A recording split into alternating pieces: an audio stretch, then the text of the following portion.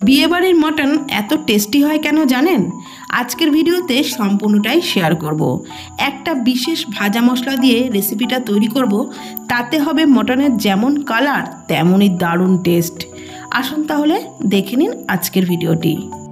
এই রেসিপির জন্য এখানে 1 কিলো মটন নিয়েছি, আর মাঝারি সাইজের করেই সব কাটিয়ে নেওয়া আছে। ভালো করে ধুয়ে জলটাকে খুব ভালো করে ঝরিয়ে নেওয়ার পর এর মধ্যে পরিমাণ মতো লবণ দিয়ে দিলাম, 1 চামচ হলুদ গুঁড়ো, 1 চামচ কাশ্মীরি লাল লঙ্কার গুঁড়ো দিলাম, আর 1 চামচ করে দিলাম জিরে গুঁড়ো আর ধনে গুঁড়ো, আর দিয়ে দিলাম 2 টেবিল চামচ সর্ষের তেল। ব্যাস, শুধু এইটুকু মশলা দিয়েই কিন্তু মটনটা আমি মাখিয়ে নেব। এর মধ্যে আদা রসুন বাটা বা টক দই এগুলো কিন্তু এখন আর ব্যবহার করব না। সব গুঁড়ো মশলা আর তেল খুব ভালো করে মাংসের সাথে ঘষে ঘষে মেখে নিতে হবে। আর তারপর মেখে নেওয়া হয়ে গেলে 30 মিনিট ঢাকা দিয়ে রাখবো। আপনাদের হাতে যদি সময় বেশি থাকে তাহলে 1 ঘন্টাও ঢাকা দিয়ে রাখতে পারেন, তাহলে আরও বেশি ভালো হবে।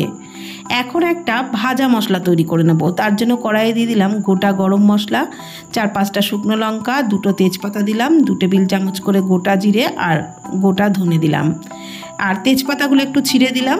এখন সমস্ত মশলা খুব ভালো করে ভেজে নিচ্ছি। তবে এতটা মশলা কিন্তু আমি মাংসের মধ্যে দেব না, কিছুটা ব্যবহার করব আর কিছুটা রেখে দেব। মশলাগুলো ভালো করে ভেজে নিয়েছি। এবার ঠান্ডা করে মিক্সির জারেতে দিয়ে একটু দানা দানা রেখে পাউডারটা তৈরি করে নেব। একদম মিহি করে কিন্তু পাউডারটা তৈরি করব না। দেখিয়ে দিচ্ছি, দেখুন ঠিক এরকম দানা দানা রেখে পাউডারটা তৈরি করেছি। এখন কড়াইয়ে দিয়ে দিলাম 5 টেবিল চামচ সর্ষের তেল। তেলের মধ্যে দিয়ে দিলাম 2টো বড় এলাচ, একটু মুখটা ফাটিয়ে দিয়েছি, আর 2টো তেজপাতা দিলাম। আর কোনো গোটা গরম মশলা কিন্তু এর মধ্যে দেব না, শুধু বড় এলাচই দিয়েছি। এবারে ভালো করে ভেজে নিয়ে দিয়ে দিচ্ছি 4টে বড় সাইজের পেঁয়াজ কুচি।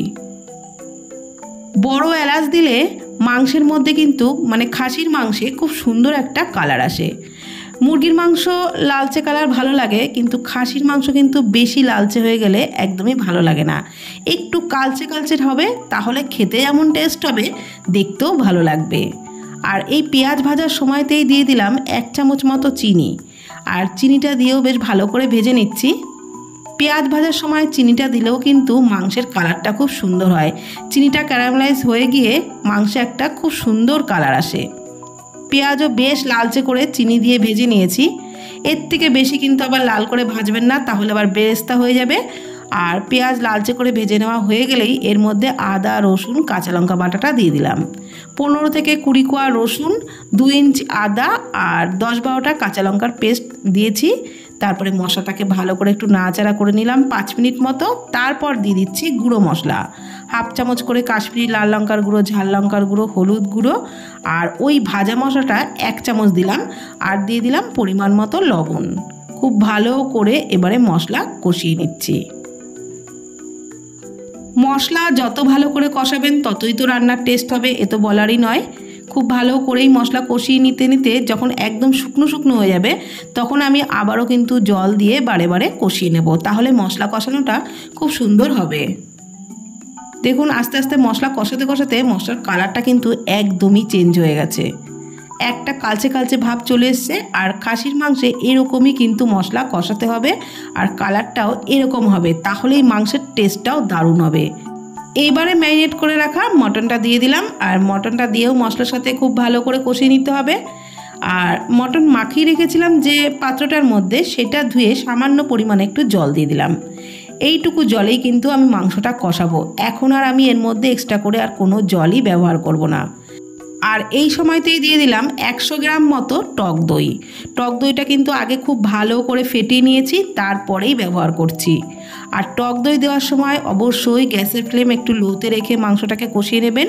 যখন ভালোভাবে টক দই মিশে যাবে মাংসের সাথে, তখন গ্যাসের ফ্লেমটাকে মিডিয়ামে দিয়ে মাংস কষাবেন, তাহলে দইটা একদমই ফেটে যাবে না। এবার ঢাকনা চাপা দিয়ে মাংসটাকে কষিয়ে নেব। ঢাকনা চাপা দিয়ে 1-2 মিনিট মতো রাখবো, তারপরে আবার নাড়াচাড়া করে ঢাকনা চাপা দিয়ে কষাবো। এইভাবে বারে বারে ঢাকনা চাপা দিয়ে কষালে মাংসটা ভালো সিদ্ধও হবে আর খেতেও খুব ভালো হবে। আর দেখলেনই তো মাংসের মধ্যে কিন্তু আমি বেশি জল একদমই দিইনি।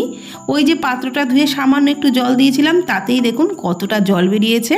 দই পেঁয়াজ থেকে যে জলটা বেরিয়েছে তাতেই কিন্তু অনেকটা জল বেরিয়ে গেছে। আর এই জলটাকেই ঢাকনা চাপা দিয়ে দিয়ে ভালো করে কষিয়ে একদম শুকনো শুকনো করে নিতে হবে।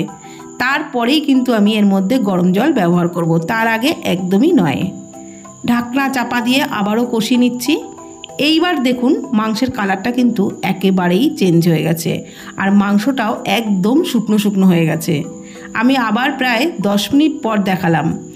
আর এখন আমি দিয়ে দিলাম পরিমাণ মতো গরম জল। তবে জল খুব বেশি পরিমাণে দিলাম না, এই কারণেই মাংস যেহেতু অনেকক্ষণ কষিয়েছি, তো সেই কারণে মাংস কিন্তু প্রায় অলরেডি 50%-এর উপরে সিদ্ধ হয়েই গেছে। 15 থেকে 20 মিনিট মতন গ্যাসের ফ্লেম একদম লোতে রেখে মাংসটা ফুটিয়ে নিয়েছিলাম। আর এখন দেখে নিচ্ছি মাংস কিন্তু একদমই সিদ্ধ হয়ে গেছে। আর আমি এই মাংস প্রেসারে একদমই দিলাম না, তবে আপনারা চাইলে প্রেসারে দিয়েও রান্না করে নিতে পারেন। তবে কড়াইতে এইভাবে রান্না করে দেখবেন, তার টেস্টটাই কিন্তু একেবারে আলাদা হয়। আর নামানোর আগে ওই ভাজা মশলাটা প্রায় 1 চামচের মতন দিয়ে দিলাম। আর দিয়ে দিলাম একটু জায়ফল গ্রেট করে, দিয়ে দিলাম 1/2 চামচ ঘি। এতে একদম পুরো বিয়েবাড়ির মতন ফ্লেভার পাবেন। যেমন হবে বিয়েবাড়ির গন্ধ, তেমন হবে বিয়েবাড়ির স্বাদ। তো এইভাবে একবার খাসির মাংস বানিয়ে দেখুন। ভাত, রুটি, পোলাও, ফ্রাইড রাইস সবের সাথে দুর্দান্ত লাগবে খেতে। আর এভাবে যদি একদিন বানিয়ে খান, বাড়ির লোক রিকোয়েস্ট করবে আপনাকে এইভাবেই বানাতে। আর ভিডিওটি ভালো লাগলে প্লিজ কমেন্টের মাধ্যমে জানাবেন। ফেসবুক থেকে দেখে থাকলে পেজটি ফলো করে নেওয়ার অনুরোধ রইল। ইউটিউব থেকে দেখলে চ্যানেলটি প্লিজ সাবস্ক্রাইব করে দেবেন। ভালো থাকবেন, সুস্থ থাকবেন। ধন্যবাদ।